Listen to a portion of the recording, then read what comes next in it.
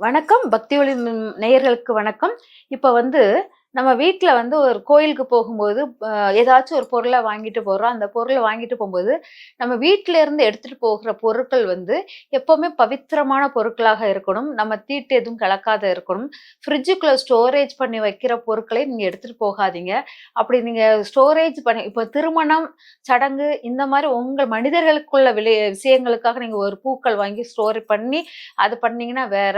ஆனா இறைவனுக்குள்ள பொருட்களை வாங்கும்போது, ஃப்ரிட்ஜுக்குள்ள ஸ்டோரேஜ் பண்ணாமல், நல்ல வெள்ள துணி, வாழை இலையெல்லாம் வாங்கி நல்லா விரிச்சு, அது மேல் பூக்களை வைத்து, அதுக்கப்புறம் அந்த பூ மேல வந்து வெள்ள துணி போட்டு மூடி, நல்லா தண்ணி தெளிச்சு வச்சீங்கன்னா, அது நல்லா ஃப்ரெஷ்ஷா இருக்கும். ஆனா ஃப்ரிட்ஜுக்குள்ள வச்சு அந்த பூக்களை சாமிக்கு போடுவது சிறப்பாக இருக்காது.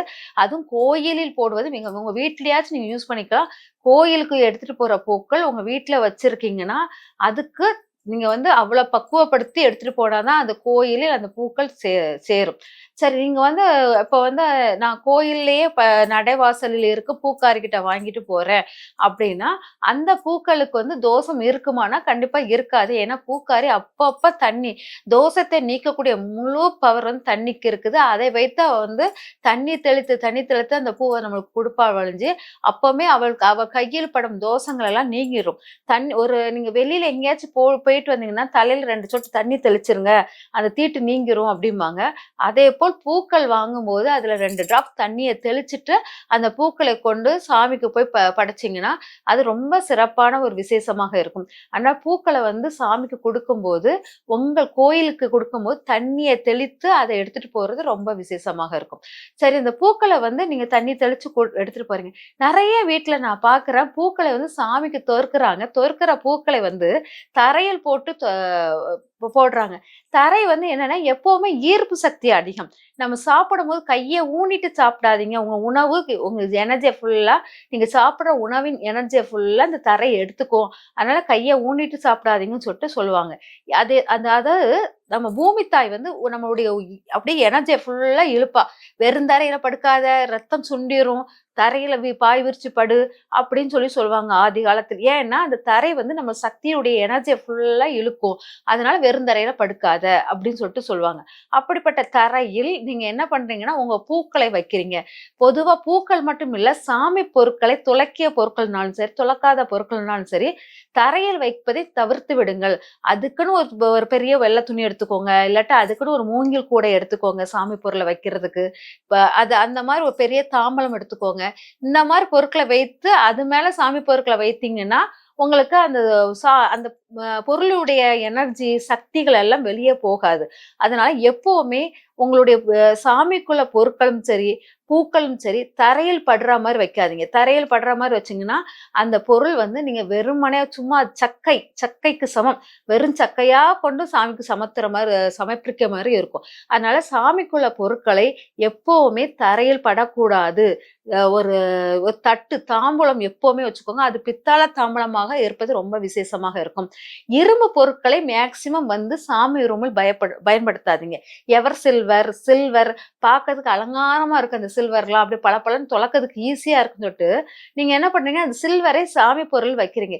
எந்த வீட்ல சாமி ரூம்ல வந்து சில்வர் அதிகமாக பயன்பாட்டுல இருக்குதோ, நீங்க எத்தன ஸ்லோகங்கள், எத்தன மந்திரங்கள் படிச்சாலும், அந்த மந்திரத்தினுடைய எஃபெக்ட் வந்து அந்த இதுக்கு கிடைக்காது.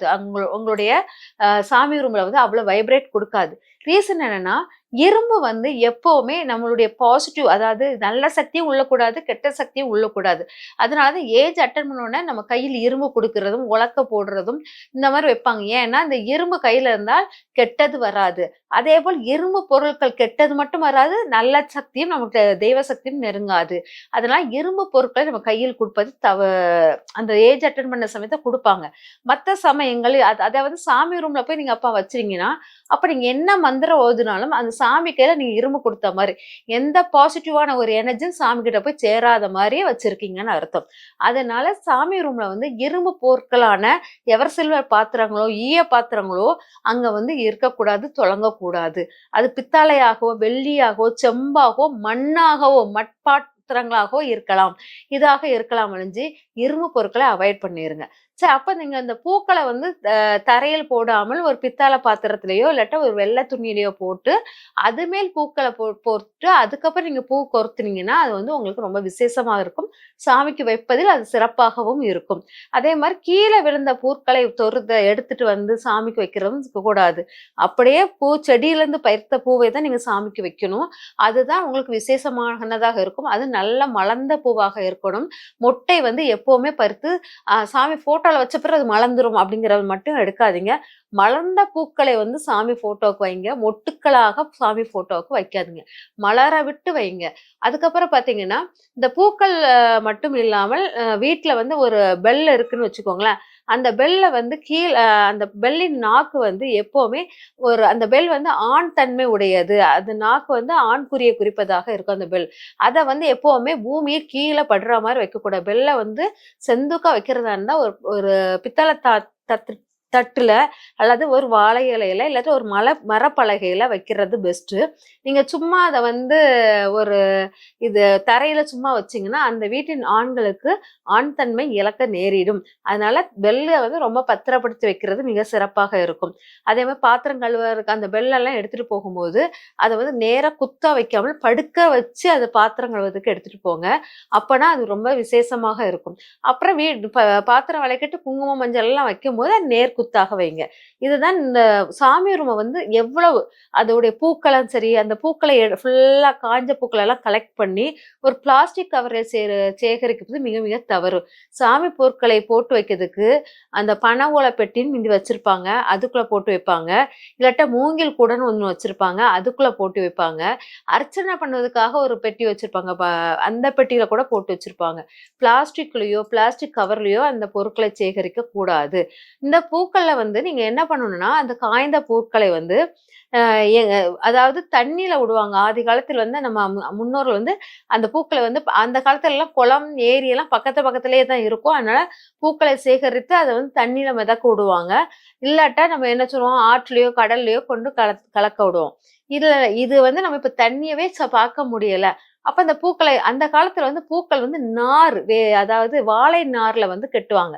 அதனால நம்ம தண்ணீல விடும்போது அந்த வாழை நார் வந்து இத்து தண்ணியோட தண்ணியா ஒரு இரையாக மாறிவிடும். இப்ப வந்து நீங்க வந்து வாழை நார்ல கட்டுறதில்ல, நூல்ல கட்டுறீங்க. இது தண்ணீல விட்டீங்கன்னா, அது மக்கது கொஞ்சம் நாள் ஆகுது. அது கால் வைக்கிற இடம் ஃபுல்லா எல்லாத்தையும் சிக்கி அது வந்து ஒண்ணோட ஒண்ணா அந்த தண்ணிய வந்து அலங்கோலப்படுத்துது. அதனால நீங்க என்ன பண்ணுங்கன்னா, அந்த பூக்கள வந்து சாமி கிட்ட இருந்து எடுத்த பூக்களை தண்ணீல உங்க வீட்ல ஒரு டப் எடுத்துக்கோங்க. அந்த டப்புல அமுக்கி அத வந்து பூக்கள வந்து அமுக்கி எடுத்துட்டு, அந்த பூக்கள ஒரு கவர்ல வந்து போட்டு கவர்னா ஒரு துணிப்பை. அதுக்குள்ள போட்டு வச்சுட்டு, வெளியில வச்சுருங்க. அது காஞ்சு சருகான பிறவு, அதை ஒரு கற்பூரம் வச்சு எரிச்சிருங்க. அது வந்து சிறப்பாக இருக்கும். அதனால இந்த மாரி பண்ணுங்க. பூக்கள வந்து தண்ணீல போட முடியாதவங்க இந்த மாரி பண்ணலாம். இந்த மாரி சின்ன சின்ன ஒரு சாமி விஷயத்தில் கவனமாக செலுத்தினீங்கன்னா, இறை அருள் முழுமையாக உங்களை வந்து சேரும். நன்றி, வணக்கம்.